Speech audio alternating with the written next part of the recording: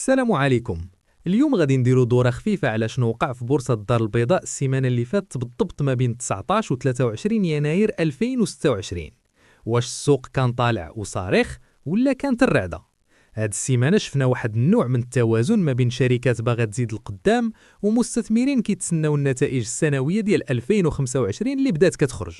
مؤشر مازي والأداء العام. نبداو بالأرقام اللي ما كتكذبش. مؤشر مازي اللي هو الترمومتر ديال البورصة سد السيمانة على واحد الاستقرار إيجابي طفيف. المستوى بقى كيدور في جهة 14850 نقطة. الأداء الأسبوعي طلعنا بزائد 0.45% تقريبا مقارنة مع السيمانة اللي قبل.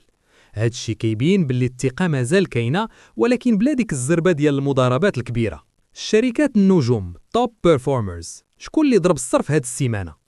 قطاع البنوك هو اللي هز السوق كالعادة، خصوصا التجاري وفابونك والبنك الشعبي. كاين إقبال كبير عليهم حيث الناس كيتسناو أرباح اللي هي الديفيدوند مزيانة هاد العام. قطاع العقار، شركة ضحى وأليونس مازالين شادين الريتم وبقاو من أكثر الأسهم اللي عليهم الحركة اللي هو الفوليوم هاد السيمانة. حجم المعاملات، الفلوس اللي دارت. من ناحية السيولة السيمانة كانت ناشطة شوية. وصل حجم التداولات اليومي في المتوسط ل 210 مليون درهم. أكثر الأسهم تداولا كانت هي اتصالات المغرب والتجاري وفابونك. الخلاصة وشنو جاي؟ الخلاصة ديال هاد السيمانة السوق كيطيب على نار هادية. المستثمرين كيتسناو البلاغات الرسمية ديال الشركات على نتائج عام 2025 كامل. إلا كانت النتائج زوينة راه المازي يقدر يهرس حاجز 15,000 نقطة في السيمانات الجايين.